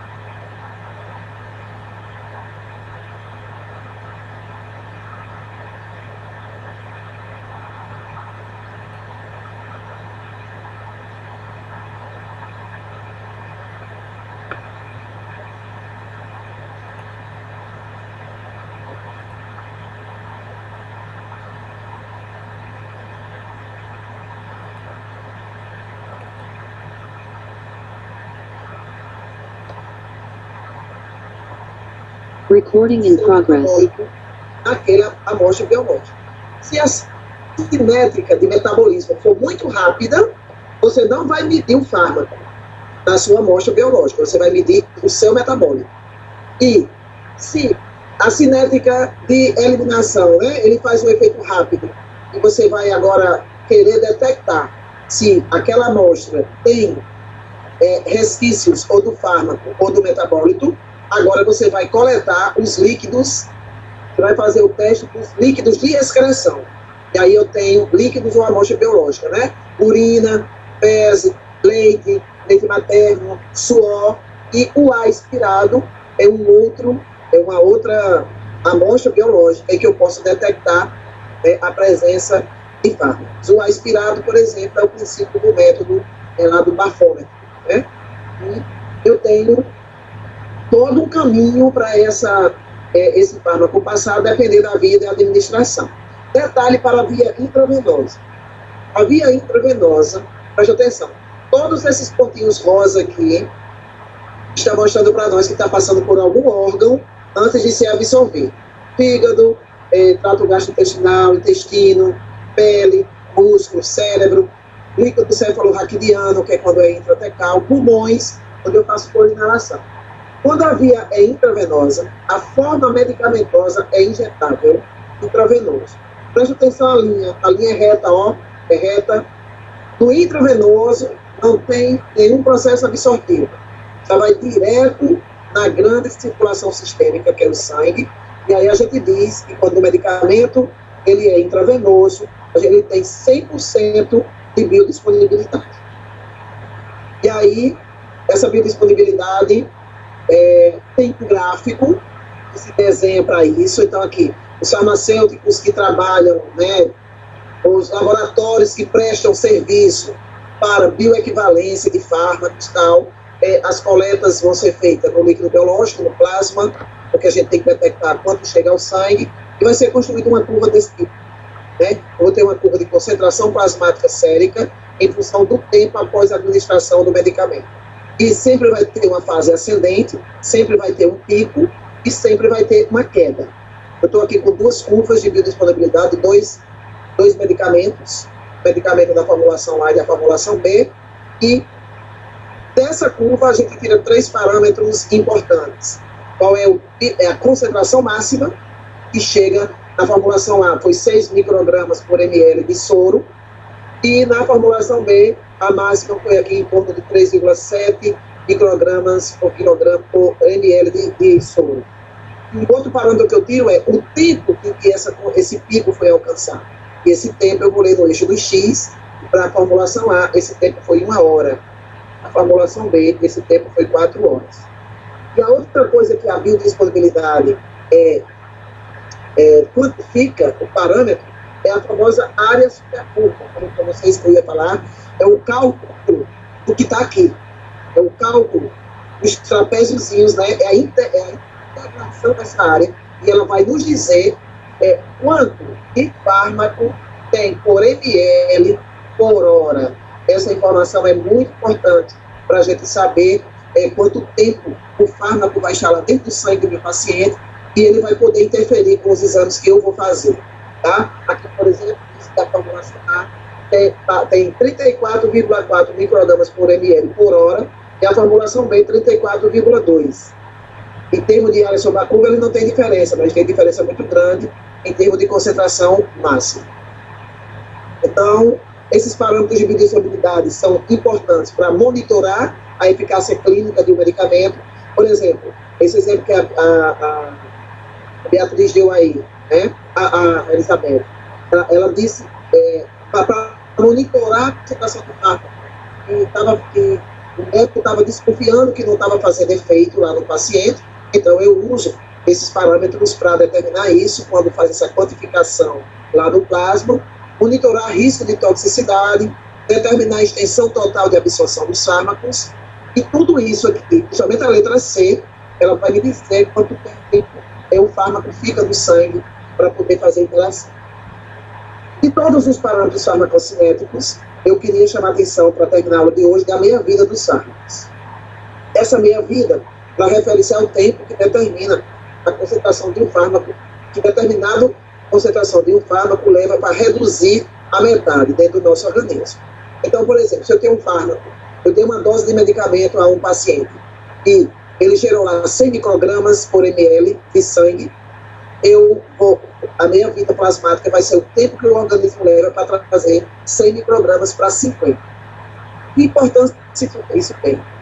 É um dos índices básicos de farmacocinética, fornecendo dados importantes para interpretação dos efeitos terapêuticos ou tóxicos de um medicamento, duração do efeito farmacológico. Eu botei vermelho aqui, porque essa duração do efeito farmacológico, ela vai ser importante para quanto tempo vai durar a possível interferência que esse fármaco vai fazer no exame, no teste laboratorial que eu estou fazendo. E determinar o regime posológico, né? Essa meia-vida é quem determina qual é a dose, qual é a frequência de administração posológica e qual é o tempo de tratamento de um paciente com aquele determinado medicamento. Isso vai variar. Primeira coisa que vai variar, em relação ao medicamento, depende da dose, depende da fórmula farmacêutica, né? Depende da via da administração que eu estou dando naquele medicamento. E aí, é essa informação que eu quero trazer para vocês. A primeira esse gráfico é um gráfico de concentração de fármaco no sangue em função do tempo, de múltiplos de tempo de eliminação da meia-vida daquele fármaco. Então, eu dei a primeira dose de medicamento para um paciente, tá? Vamos entender aqui agora. Aí, no primeiro tempo de meia-vida, que aqui, por exemplo, é a primeira meia-vida, ele vai sair desse máximo e vir aqui para 50%. E aí, quando eu calcular a próxima dose de medicamento para ele, a concentração não vai começar do zero, vai começar dos 50% que restaram daquela primeira meia-vida. Aí vem a segunda meia-vida. O segundo tempo de meia-vida vai trazer esse máximo para cá, não vai trazer mais para cá. E assim por diante, e assim por diante. Percebam nesse gráfico, matematicamente, e olhem para mim aqui agora, me acompanhem, a partir do quarto tempo de meia-vida, olha aqui, quarto tempo de meia-vida, olhem para a linha azul. A partir da quarta meia-vida, a concentração plasmática do fármaco começa a estabilizar, ela começa a ficar em equilíbrio. E aqui ele está chamando em inglês, eles chamam de concentração de steady state. Então, presta atenção nessa informação agora. Vou dar um exemplo do diazepam, que interfere com glicosúria. O diazepam tem uma meia-vida plasmática de 50 horas. Significa que quando o paciente começa a tomar o diazepam, ele vai levar 50 vezes 6, vamos pegar o máximo aqui, 50 vezes 6, dá 300 horas após o início do tratamento para ficar estável. Se o diazepam interfere com algum exame laboratorial e ele interfere, você pergunta ao seu paciente lá, você está tomando algum medicamento? Ele diz que está tomando diazepam. E aí ele diz, não, doutora, mas eu já parei faz 2 dias. A pergunta é, se você coletar o sangue do paciente naquele dia para você fazer a dosagem, para você fazer sangue, é a urina, porque vai interferir na glicosúria, o diazepam diminui a glicosúria. Será se já está fora da interferência? Aí vamos lá agora, vamos olhar o gráfico. Do jeito que levou de 4 a 6 meias-vidas para ficar constante a concentração, se esse nosso paciente, ele parou o tratamento com diazepam há 2 dias, vamos ver se em 2 dias estava tudo certo. As mesmas 6 meias-vidas que levou para subir, vão ser 6 meias-vidas para descer, até zerar. Ou seja, o nosso organismo vai levar 6 meias-vidas plasmáticas para reduzir no sangue a concentração plasmática máxima que chegou. E 300 horas, vou fazer aqui as contas, tá? Sei de qual não. 300 dividido por 24 dá 12,5 dias. Então, qual é a interpretação clínica e laboratorial que eu faço? Não importa se o meu paciente disse que tomou diazepam, a última dose foi há 48 horas. Porque o organismo desse nosso paciente só vai estar livre de diazepam depois de 2 dias. Certo? E aí eu vou fechar aqui, vou pular aqui, depois amanhã eu volto aqui. Mas eu quero mostrar essas coisas aqui para vocês. Nós temos medicamentos que a meia-vida é de minutos, 70 minutos, 1h30, 30 a 50 minutos. Ó, aqui está o fármaco. Olha o diazepam. O diazepam tem de 20 a 50 horas de meia-vida plasmática. E ele interfere na glicosura. Ele camufla, se o paciente tiver glicosura, ele camufla essa glicosura. Vai dar um falso negativo. Tá? Cloroquina está medicamento aí para que os médicos brasileiros continuem insistindo para o tratamento da Covid. Olha a meia-vida da cloroquina. Vamos multiplicar por 6, 42 vezes 3. Dá 252 dias. Dividido por 30, dá 8 meses e meio. Então, uma pessoa que tomou cloroquina, aquela última dose que ela tomou agora aí na Covid, né? O organismo dela vai levar 8 meses e meio para tirar toda a cloroquina do dentro do corpo. E essa cloroquina interfere com várias coisas, de função hepática, de função renal, que vai dar problema lá no nosso exame laboratorial. Vermelhinho aqui. Vitamina C, ácido ascórbico. O ácido ascórbico tem uma meia-vida de 16 dias, a vitamina C. 16 dias. A gente vai ver lá na terceiro dia de aula, porque como é que ela afeta creatinina e glicose. E assim vai, né? A gente tem cada um com as suas meias-vidas, mas essa informação de meia-vida poucos clínicos sabem. Poucos clínicos sabem. E ela interfere muito, tanto na questão terapêutica, quanto na interpretação de toxicidade, quanto na interpretação, tratamento do paciente. Para o nada aqui, pronto. Com isso, a gente encerra hoje a nossa primeira aula. Estou aqui à disposição de vocês para alguma dúvida que vocês tiveram nesse primeiro momento. Oi?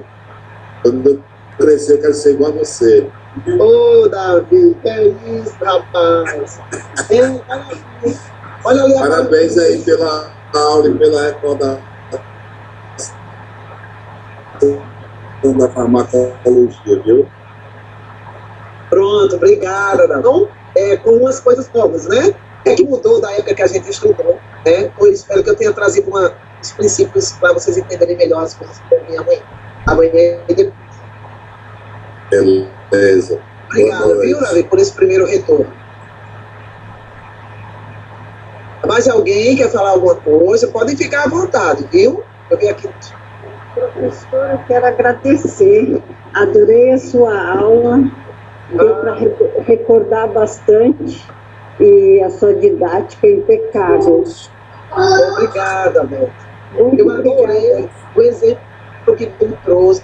E eu já vou aproveitar e colocar nas minhas próximas aulas. Foi excelente esse exemplo. Da ineficácia do analgésico, porque o paciente estava tomando um medicamento que alterava a motilidade intestinal. Foi perfeito. Muito obrigada, viu, professora? Não sei se pessoal, vocês podem fazer perguntas.